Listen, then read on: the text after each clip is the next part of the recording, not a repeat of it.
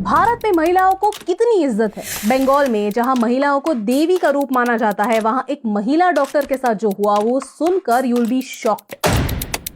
36 घंटों के लिए लोगों की जान बचाने के बाद एज अ डॉक्टर आपको क्या रिवॉर्ड मिलता है? Rape, torture and murder.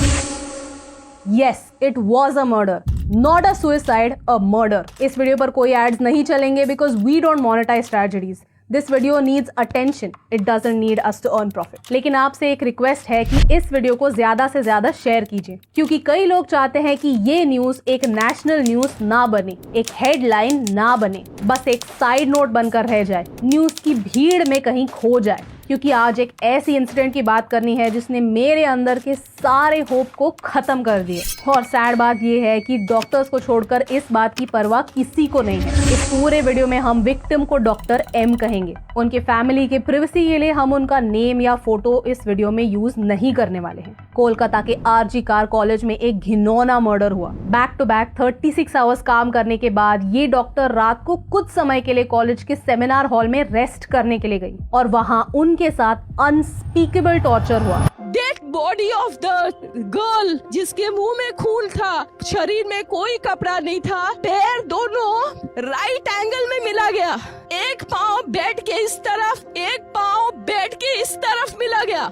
जब तक पेल्विक गर्डल नहीं टूटता है, इस तरह दो पाँव को नहीं चीरा जा सकता है। चश्मे को कूटा गया, जिसके वजह से आंखों से खून निकल गया। गले में गला दबाकर मारा गया। ये पूरा पोस्टमार्टम रिपोर्ट में वायरल हुआ है, आप लोग कृपया देखिए।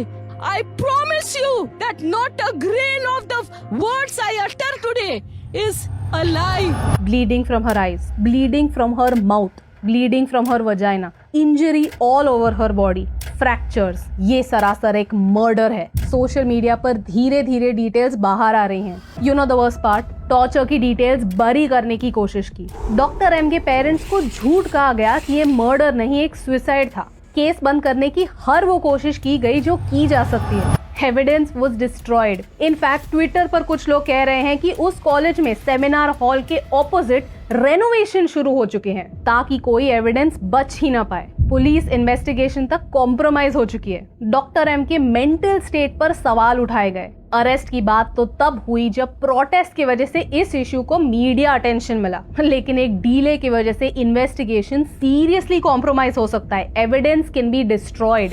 बंगाल सीएम ममता बनर्जी ने पुलिस को एक वार्निंग दी कि अगर संडे तक कुछ प्रोग्रेस नहीं हुआ तो केस सीबीआई को ट्रांसफर कर दी जाएगी। ऐसा माना जाता है कि सस्पेक्ट के पॉलिटिकल कनेक्शंस थे।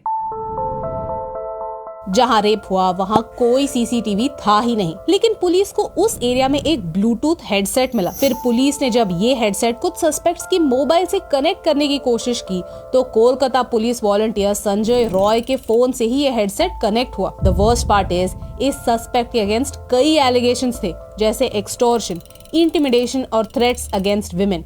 उसने 2022 में अपनी प्रेग्नेंट वाइफ पर भी असॉल्ट किया था और कुछ हफ्तों पहले एक फीमेल डॉक्टर के साथ छेड़खानी भी की थी। फिर भी वो इतनी रात गए कॉलेज में क्या कर रहा था? ये मर्डर कंप्लीटली प्रिवेंटेबल होता अगर कॉलेज और पुलिस दोनों बैकग्राउंड चेक करते, स्टूडेंट्स की लाइफ की थोड़ी कदर करते।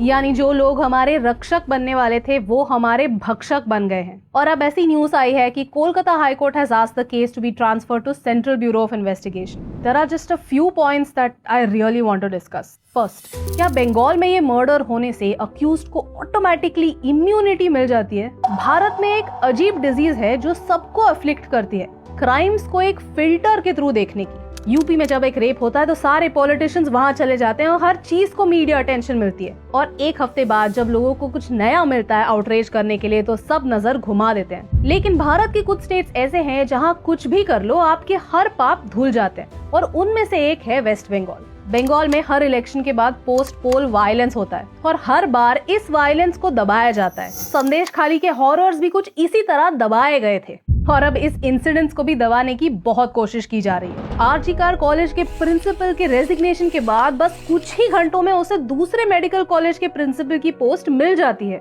What does that tell you? Bengal is that dumpster fire that will keep burning and you'll keep hearing cries of the innocent, but you'll ignore it because the color of the fire is not a color that you like. इस Twitter thread को पढ़िए। It tells you all about the court proceedings in Calcutta high court where the parents appealed कि हमारे बच्चे की investigation सही तरह से नहीं हो रही है and just read the observations the Calcutta high court had. I mean state खुद कहता है कि हमें तो कोई प्रॉब्लम लगा ही नहीं, हमें लगा कि फैमिली इन्वेस्टिगेशन से खुश होगी, और वहाँ कैलकाटा हाई कोर्ट खुद कहता है कि मुझे नहीं लगता इस सिचुएशन में खुश ये शब्द फिट होता है। And I can't believe this is an actual interaction. The second point is Bharat में पॉलिटिशियन और बाबू लोग अपने पोजीशन का कुछ ज्यादा ही प्राइड रखते हैं, और क्यों ना रखें, उनकी सारी गलतियां हर बार माफ होती है ना। अगर आपके पॉलिटिकल कनेक्शंस हैं तो आपको लॉ एंड ऑर्डर का कोई डर है ही नहीं। पुणे पोर्शे केस में यही तो हुआ था। पॉलिटिकल कनेक्शन होना या फिर किसी पॉलिटिकल पार्टी का मेंबर होना यानी आपके सारे खून माफ, क्योंकि अगर आपने कुछ कर दिया तो पूरी सिस्टम आपको बचाने में लग जाती है। पुलिस आपके अगेंस्ट एविडेंस बरी कर देगी। इन्वेस्टिगेशन को पूरा करने के लिए सालों लग जाएंगे। कोर्ट में 50 सालों के लिए केस चलती रहेगी। अल्टीमेटली कुछ नहीं होगा और कुछ नहीं बदलेगा। And that's the real shame. At least social media की वजह से ये सारे केसेस बाहर तो आते हैं, लेकिन अल्टीमेटली वो भी भूले जाते हैं, क्योंकि इतने बड़े देश में हर दिन कुछ ना कुछ तो होता ही रहता है। लोग एक ट्रेजेडी से दूसरे ट्रेजेडी तक मूव ऑन कर जाते हैं। The people who have power should be fearful, they should be scared of the law and they should be equal in front of the law. Until this happens, nothing is going to change. To all the politicians, to all the babus and to everybody who has so much of pride because of their position, we know you all are frauds. We know that you are the reason behind our problems. Take your fake pride and literally stuff it somewhere, because we know that you don't deserve anything, because you are the reason why this society is so backward. Why? Because of corruption, we are so behind our peers and behind even smaller nations, and because of people like you, this society is trapped in one of the worst messes ever.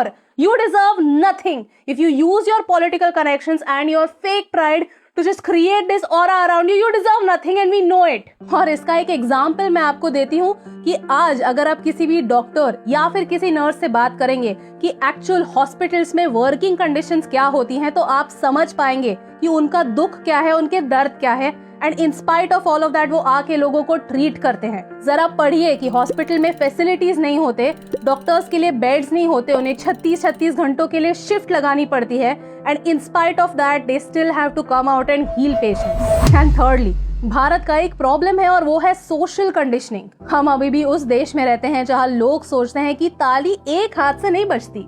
Even while creating content online I get disgusting comments about my appearance, और हर बार ऐसे comments करने वाले लोग मर्द ही होते हैं। क्यों? हाँ, आपको मेरे डार्क सर्कल से कितना प्रॉब्लम क्यों है? हमारे लुक्स पे, हमारे थॉट्स पे, हमारे एग्जिस्टेंस पे विशेष टिप्पणी देने वाले लोग क्यों हैं? Anyone who thinks that we don't have an attitude problem towards women in India is just kidding themselves. ये सच नहीं है। I know that there are good men. I know that there are supportive men. लेकिन हर एक supportive मर्द के लिए 100 ऐसे toxic मर्द होते हैं जो ऑनलाइन आके उनका सारा बैगेज हमारे पे अनलोड कर देते हैं। और ये सच है, ये आप डिनाई नहीं कर सकते। I am a working woman and every day I have to face the question, why are you not having kids? Other people are having kids, other creators are having kids. It's not a race, but we still have to face it. हमारे देश में इस mentality का problem है। I am a chartered accountant, I am a ranker, I run a business with my husband. लेकिन ये सब भूलकर मुझे हमेशा मेरे अपीयरेंस तक नीचे गिराया जाता है, नीचा दिखाया जाता है। एंड यू मे फील कि इन सारी बातों का इस इंसिडेंट से क्या कनेक्शन है। You may think that rape is a sexual act, but no, rape is a power act to show the woman her place. क्योंकि आज भी समाज में ऐसे लोग हैं जो उनकी पावर हमारे ऊपर थोपते हैं। Respect zero, ego hero. जब तक ये करेक्ट नहीं होगा तब तक कुछ नहीं बदलेगा। बदलना है तो भारत के मर्दों को अपनी नजर और अपनी सोच को बदलना ही होगा। As a country, we need to think if a man needs to rape a woman, to torture a woman to feel powerful in his life, so how much psychological help do we all really need? India is 50% women, और अगर हम चाहते हैं कि हम develop हो तो हमें टैलेंटेड महिलाओं की जरूरत है।